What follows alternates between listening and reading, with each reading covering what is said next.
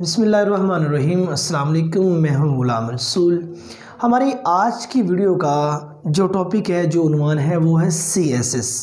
तो dear students, आज की वीडियो में डिस्कस करेंगे कि CSS क्या है और उसकी एज लिमिट क्या है, एलिजिबिलिटी क्राइटेरिया क्या होता है, और उसके बाद पासिंग क्राइटेरिया क्या है, और उसके बाद कौन कौन सी प्लेस हैं जहां आपका CSS का एग्ज़ाम हो सकता है। आप पूरे पाकिस्तान में जहां कहीं से भी बात कर रहे हैं तो आपके करीबी कौन सा सिटी होगा जहां CSS का एग्ज़ाम लिया जाता है, और उसके बाद CSS का स्कोप या जॉब अपॉर्चुनिटीज़ क्या हैं, और CSS के लाजमी सब्जेक्ट कौन कौन से हैं, इलेक्टिव सब्जेक्ट कौन कौन से हैं। तो डियर स्टूडेंट्स, आज की वीडियो में जो हम बात करेंगे वो हम मतलब कि CSS क्या है, उसकी age limit, eligibility criteria, passing marks, examination place, scope और लाजमी सब्जेक्ट पे बात करेंगे। और जो इसके बाद हमारी वीडियो आएगी वो कंप्लीट जितने सब्जेक्ट होते हैं, इलेक्टिव कौन कौन से हैं, और उसके बाद ये लाजमी, तो ये इस वीडियो में हम डिस्कस करेंगे। तो नेक्स्ट में जितने इलेक्टिव सब्जेक्ट हैं 600 मार्क्स के, उसके बारे में कंप्लीट डिस्कस किया जाएगा। तो स्टूडेंट्स देखिए, CSS क्या है। CSS central superior service, CSS is the extensive test for government job. अब ये एक ऐसा इम्तहान होता है जिसको क्लियर करने के बाद आप डायरेक्ट 17 स्केल के ऑफिसर सेलेक्ट होते हैं। 17 स्केल से लेके ऑनवर्ड आप 22 स्केल तक आपकी प्रमोशन होते जाती है। तो ये मुकाबले का इम्तहान होता है और हर बंदे की विश है कि वो CSS करें। और इसमें गुड लक ये आप ये समझ लें, या अच्छी बात ये समझ लें कि CSS हर वो बंदा कर सकता है कि जिसने चाहे BA किया है या BCom किया है, जिसने BS ऑनर किया है। मीन्स अगर वो आर्ट्स से है, कॉमर्स से है, साइंसेस से है, उसका जिस किसी सब्जेक्ट से मर्जी ताल्लुक़ है वो CSS कर सकता है। अब CSS के लिए आप सेकंड नंबर पे देखिए एज लिमिट क्या है। तो डियर स्टूडेंट, CSS के लिए 21 साल से लेके 30 साल तक, अगर आपकी एज 30 साल से बिलो है, ठीक है ना, या एग्जैक्ट 30 साल है, 30 साल से अगर आपका एक दिन भी एज ज़्यादा हो जाती है तो देन आप CSS में अपीयर नहीं हो सकते। अब 21 साल से लेके 30 साल तक एज लिमिट है, और 2 साल एक्सटेंशन मिलती है या रिलैक्सेशन मिलती है गवर्नमेंट एम्प्लॉय के लिए। गवर्नमेंट एम्प्लॉय जो है, जो 2-4 साल से गवर्नमेंट में काम कर रहा है, उसको 2 साल की एक्सटेंशन मिल जाती है, रिलैक्सेशन मिल जाती है CSS के लिए। और तीसरे नंबर पर बेटा देखिए कि इसका एलिजिबिलिटी क्राइटेरिया क्या है। अगर CSS करने के लिए ग्रेजुएशन 14 साल तालीम होना ज़रूरी है। आपने BA किया हुआ है, आपने BBA किया हुआ है, आपने BSc की हुई है, आपने BScs किया हुआ है, या in this days BS honour का बहुत ज़्यादा रुझान है, आपने किसी भी सब्जेक्ट में BS ऑनर किया हुआ है तो आप CSS कर सकते हैं। और कम से कम सेकंड डिवीज़न होना ज़रूरी है, सेकंड डिवीज़न रिक्वायर की जाती है। ये एलिजिबिलिटी क्राइटेरिया क्या है कि मतलब कि BA BSc वगैरह इन दिस डेज आप इन डिग्रीज के नाम चेंज हो चुके हैं, जिसे आप मतलब कि ADA associated degree in arts, ADS, ADP इस तरह कहा जाता है। मतलब 14 साल तालीम आपकी होना ज़रूरी है CSS के लिए। और डियर स्टूडेंट्स, एक बात याद रखी जाए, CSS वो स्टूडेंट अटेम्प्टेशन ले, CSS के 3 चांस होते हैं, ठीक है ना। तो अगर आपका रिटन क्लियर है, आप वाइवा या मतलब कि उसमें दूसरे टेस्ट वगैरह में रह गए हो, तो देन आपका वो चांस मिस नहीं होगा, ठीक ना। 3 चांस होते हैं CSS के लिए, लेकिन 30 साल की एज तक। तो अब CSS का पासिंग क्राइटेरिया क्या है। तो ये स्टूडेंट्स, पासिंग क्राइटेरिया में देखा जाए तो जो आपके लाजमी सब्जेक्ट होते हैं 600 मार्क्स के, 1200 नंबर का CSS का एग्ज़ाम रिटर्न होता है, और जिसमें जो लाजमी सब्जेक्ट आपके 600 मार्क्स के हैं, उसमें हर सब्जेक्ट में आपके कम से कम 40% होना ज़रूरी है। 100 में आपके 40 मार्क्स होना ज़रूरी है। और उसके बाद जो आपके ऑप्शनल सब्जेक्ट हैं उसमें 100 में से 600 नंबर के ऑप्शनल होते हैं, उसके मतलब कि 100 में से 33% आपके मार्क्स होना ज़रूरी है। अब इन दोनों को, ऑप्शनल को और जो लाजमी सब्जेक्ट, इन दोनों को मिला के आपके 1200 में से 600 नंबर होना ज़रूरी है, मीन्स 50% तक, ठीक है ना। पासिंग क्राइटेरिया तो 40% मार्क्स है, ठीक है ना, इसमें ऑप्शनल में 33% है, लेकिन दोनों को मिलाकर आपके 1200 में से 600 नंबर होना ज़रूरी है। अगर आपके 599 तक भी आ जाते हैं देन आपका ये क्लियर नहीं होगा। तो उसके बाद जो आपका वाइवा है, वाइवा 300 नंबर का होता है, 300 में से आपको 150 नंबर लेना ज़रूरी है। ये आपका पासिंग क्राइटेरिया है। पासिंग क्राइटेरिया के बाद ये स्टूडेंट्स आप पाकिस्तान के जिस किसी हिस्से से भी ताल्लुक़ रखते हैं, CSS का एग्ज़ाम किन किन सिटीज़ में होता है, कौन कौन से शहर है जहाँ CSS का पेपर आप दे सकते हैं।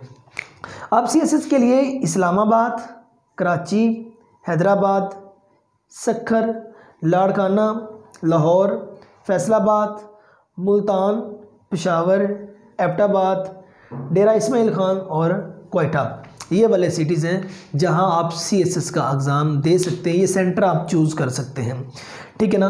और बेटे एक चीज़ याद रखी जाए, CSS में वो शख्स अपीयर हो जिसकी इंग्लिश अच्छी है, जो इंग्लिश ग्रामर के ऊपर जिसकी ग्रिप समझ लें आप, या इंग्लिश ऐसे राइटिंग के ऊपर ग्रिप समझ लें, वो बंदा CSS की अटेम्प्टेशन ले जिसकी इंग्लिश अच्छी है।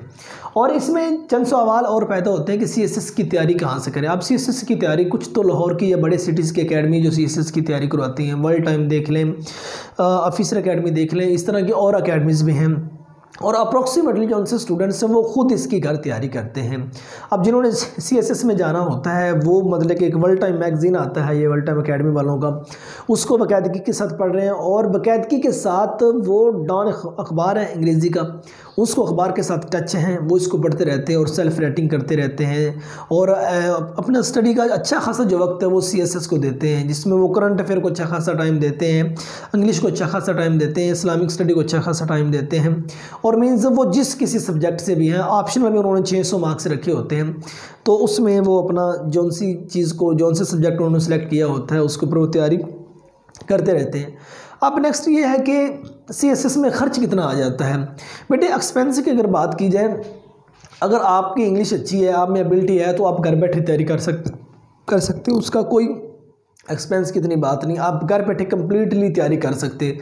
कोई इसके लिए ज़रूरी नहीं कि आप किसी इंस्टीट्यूट में एडमिशन लो, कोई इसके लिए ज़रूरी नहीं है आप फ़लाँ कॉलेज में एडमिशन लो, कोई इसके लिए ज़रूरी नहीं है कि आप फ़लाँ अकेडमी में एडमिशन लो, फ़लाँ यूनिवर्सिटी में एडमिशन लो। CSS के लिए आप घर बैठे सुकून से ये मुकाबले का इम्तहान क्लियर कर सकते हैं। और ये भी ज़रूरी नहीं है कि CSS के लिए जो उनसे आपकी डिग्री है किसी रेगुलर यूनिवर्सिटी से हो या रेगुलर कॉलेज से हो, आप के पास प्राइवेट भी यूनिवर्सिटी की डिग्री है ना, आप सुकून से आपने घर बैठ के BA किया है, MA किया है, इंस्टेड ऑफ आप CSS की अटेम्प्टेशन ले सकते हो, CSS में अपीयर हो सकते हो। तो डियर स्टूडेंट्स, अब इसकी जॉब अपॉर्चुनिटी देखी जाए कि आप CSS करने के बाद आप किन किन एरियाज़ में जॉब कर सकते हैं। उसमें बेटे देखिए कि एक तो इसका 17 स्केल पर इसकी डायरेक्ट इंसान की जो हेयरिंग होती है, उसके बाद देखिए कौन कौन सी जॉब्स आती हैं इसमें। Commerce and trade group, second number पे custom and excise group, third number पे डिस्ट्रिक्ट मैनेजमेंट ग्रुप, और उसके बाद foreign service of Pakistan, income tax group, information group, Pakistan audit and account services, उसके बाद police service of Pakistan, postal group, railway commercial and transportations group, उसके बाद inland revenue service, और उसके बाद है मिलिट्री लैंड। ये बड़े बड़े ये डिपार्टमेंट्स हैं जिनमें आप CSS करने के बाद आप जा सकते हैं, वो ऑप्शन आपके पास होती है वहाँ।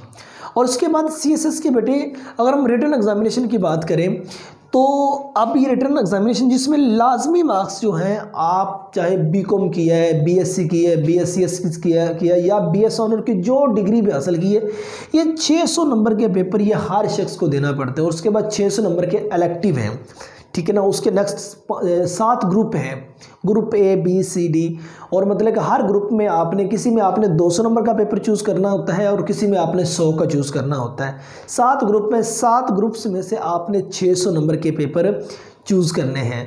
और वो नेक्स्ट वीडियो में हम टोटली उन ग्रुप्स पे बात करेंगे, वो कौन कौन से ग्रुप्स हैं और आपके सब्जेक्ट के रिलेटेड ही होंगे। अगर आप कॉमर्स के स्टूडेंट हैं वो आप उनमें से कॉमर्स के सब्जेक्ट चूज़ कर सकते हैं। अगर आप साइंसेस के हैं, फिजिक्स में, बायोलॉजी में, केमिस्ट्री में, मैथमेटिकल या कंप्यूटर वगैरह में हैं तो वो उसके रिलेटेड सब्जेक्ट होंगे।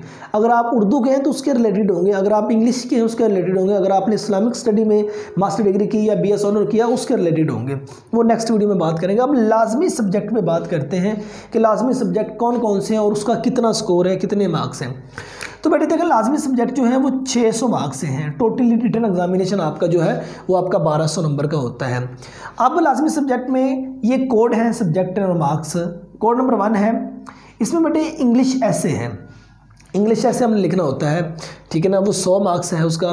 सेकंड नंबर पे इंग्लिश ग्रामर है जिसमें प्रेसी और कंपोजिशन आती है, 100 मार्क्स इसके हैं। तीसरे नंबर पे जनरल साइंस एंड एबिलिटी है, 100 नंबर इसका है। फोर्थ नंबर पे करंट अफेयर है, 100 नंबर इसका है। और 5वें नंबर पे पाकिस्तान अफेयर, 100 नंबर इसका।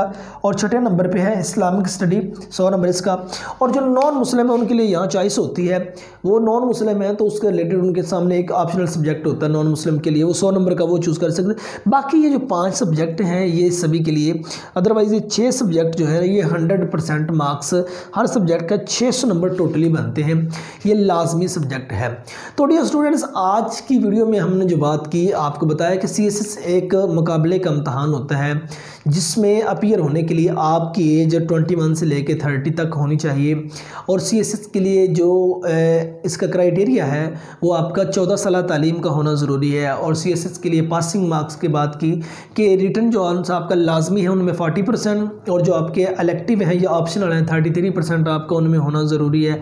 और जो आपका वाइवा होगा उसमें आपके 150 मार्क्स होना ज़रूरी है, ठीक है। और उसके बाद हमने बात की वो कौन कौन सी जगह हैं जहां आपका टेस्ट कंडक्ट होता है, और 3 आप अटेम्पटेशन ले सकते हैं। और जॉब अपॉर्चुनिटीज़ आपके लिए कौन कौन सी हैं, कौन कौन से एरियाज़ हैं जिनमें आप जा सकते हैं, और लाजमी सब्जेक्ट पे बात की, ठीक है ना। और नेक्स्ट वीडियो में हम इंशाल्लाह इसके कंप्लीट सब्जेक्ट पे बात करेंगे, ऑप्शनल कौन कौन से हैं और लाजमी भी साथ डिस्कस करेंगे। मीन्स नेक्स्ट वीडियो हमारी ये होगी टोटल 1200 मार्क्स जो हमारा रिटन एग्जामिनेशन का होता है ना, वो उसके ऊपर कम्प्लीटली हम बात करेंगे। तो अब नेक्स्ट वीडियो तक आप वेट कीजिए, इंशाल्लाह नेक्स्ट बहुत जल्दी वो वीडियो इस चैनल पे अपलोड कर दी जाएगी। तो उम्मीद करता हूँ कि आपको जो सीएसएस के बारे में आपकी कन्फ्यूजन है वो दूर होगी। अगर आपका किसी किस्म का कोई क्वेश्चन है तो आप नीचे कमेंट सेक्शन में पूछ सकते हैं। तो अपना ढेर सारा ख्याल रखिए, नेक्स्ट वीडियो में मिलते हैं। फ़ी अमानिल्लाह।